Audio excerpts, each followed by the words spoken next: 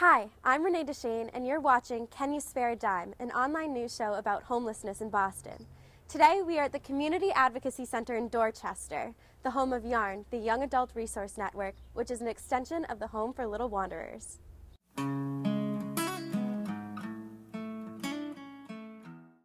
YARN was created to foster independence in young adults aging out of the foster care system. I sat down with the program director and two young women who come here often. Carl Morton is the program director of YARN. The program services 53 young adults moving from state care systems to living functional adult lives. We service young adults who have transitioned out of the foster care system, and they come into this facility as a drop-in site. We provide different levels of support services to them. The idea is that our goal for them is to empower them to recognize the barriers that are impeding their progress towards being productive members of society, and so we provide those support services for them. Well, we have upwards of 20,000 young adults who age out of the foster care system a year, and when they do, a majority of them have not received the skills that they need to be successful. They have a high level of homelessness, high level of unwanted pregnancies, a high level of unemployment. And so what we do here is, upon receiving referrals, we try to empower these young adults to recognize those barriers that are impeding their progress and really work through on a service plan, or a life plan as we call it, to identify goals and then work through those goals. So what happens when children age out of the foster care system? I sat down with Elise Wilder, a 20-year-old who currently lives in a foster home. She talks about her foster care experience and her plans for when she ages out of the system. I lived in many foster homes, roughly about 9 or 10. Well, I'm 20, I'm still in foster care. You can sign yourself back in or you can leave the system. It depends on what you want to do, but not really, because sometimes you don't get the choice. They automatically just kick you out because you're not following the rules. So if you're following the rules, then you get the choice of if you want to stay or if you want to go. And the benefits of staying will be they'll help you with college and getting your car and stuff like that. So it's better, I think, to stay. I'm in foster care because I guess alleged neglect, but I wouldn't say that there was neglect growing up. That's what me and my sister don't see it. I just think that we got taken away for no reason. My mom did the best she could, and she was a great parent, so honestly I don't see what she did wrong. She never pressured us to do anything. She never pressured us to go to school, so I guess that's where the neglect came in. It was more of if I didn't want to go to school, I didn't have to go to school that day. So I was supposed to be adopted by my sister's gym teacher, I think, and she wanted to move to Florida, and she only wanted to adopt me, and she didn't want to adopt my sister, so I wasn't too fond of that, and so it just didn't go through. Just after you decline being adopted, you just go back to a regular foster home, and that whole thing is just over. Either you have a backup plan or you're just getting kicked out, which will eventually lead to homelessness. I think that I might live with my best friend, or either I think I might, hopefully I get into this place, because this place you can stay in as long as up to 2 years, basically up to you're 22 also. But if you don't find housing, they don't just kick you out. They'll let you stay until you find housing. So those are my two plans. 10 years. I'll be 30, so I'll picture myself to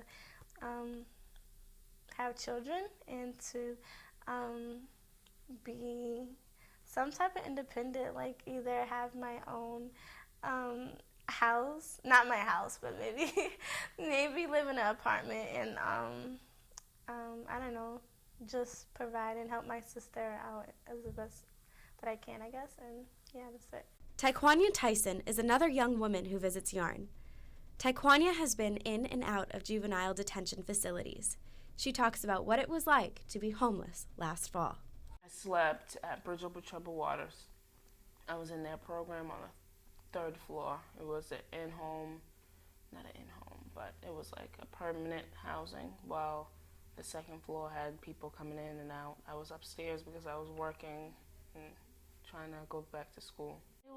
It was hard. It's just like a reality check. Like, this is life. Like, you can't, you're responsible for the choices you make. Your actions means everything. I'll probably look back and just like say like, what happened? Like, I had everything. Like, I went to Reading Metco. I played sports, did sports out here, Metro Lacrosse.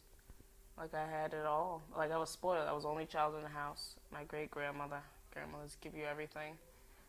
But it was just my choices, the people that I met, and me. I feel like I was sheltered. Like, I was given everything, but I was sheltered. Then when I finally got to the real world, it was just, I hit it big. Like, I hit the brick wall. It's because I just listened to other people. I wasn't being a leader, I was being a follower. But now I see I took the bumpy road by being in detention centers and stuff like that. And now it's just, I'm doing what's best for me. I'm going to be my own leader, whoever wants to follow, and just be a good, positive role model now. After running into trouble with the law, Taekwanya recalls her time in the juvenile detention centers. They were like kiddie camps, to be honest. One is actually on Harvard Street, Spectrum Girls. They're just like kiddie camps. Like, What do you mean? it's like probably like this room with radios, TVs, snacks on the counter, staff that's just young as you, and just sitting there talking to them like they're their equal. Mind you, you're a mother, you're probably a grandmother, speaking to 14, 12-year-olds like that's your equal. Talking about fighting, hoods. It's ridiculous. I never really fit in. I wanted to start a program before I got committed, was with adults. There's a lot of kid programs. I want to have a program for adults. Me being in Framingham and having the experience to see how people are in there, how people get out. A lot of people in there want to change. But when they come out, they go back to where they came from. Even if they try to get away from it, they have no other choice. They have no other opportunity. Even if they do, they have programs, but not everybody wants to go to a program. So I wanted to start a program that starts in there. There's a transitional Framingham, it's across the street, but I just want to do more than what they do. I want to give them more freedom. I want to give them more opportunities and not be restricted. For a short period of time, Taekwanya was in and out of foster homes. It was different. It's not what I'm used to. I'm always in a home with my great-grandmother. Different rules, different ways that they do things. My grandmother retired, and she's getting older, so she can't really deal with me and what I was going through. But she is in the picture, but didn't want to put her through like me going in and out of DYS. I moved out, and that moving out went into foster homes, and then I moved with my grandmother, who I used to stay with when I was younger, but she's not really a good, positive person. So, but right now I'm just doing what's best for me. Like, I'm a laid-back person, quiet, I analyze, and I just focus. Like, I want to be a lawyer, that's what I'm set out to be, and I'm not going to let anything stop me. I'm not worrying about boyfriends or worrying about money. I just told my mentor, she's like, you should at least get a job to have money in your pocket. For right now, like, I have my great-grandmother, she's good. Like, she supports me and stuff like that, of what I need. But for right now, I don't need any leadway to where I don't need to be. Meaning, like, smoking weed. I don't need to do that right now. I don't need to drink. I don't need to do any of that. I just want to make my great-grandmother proud.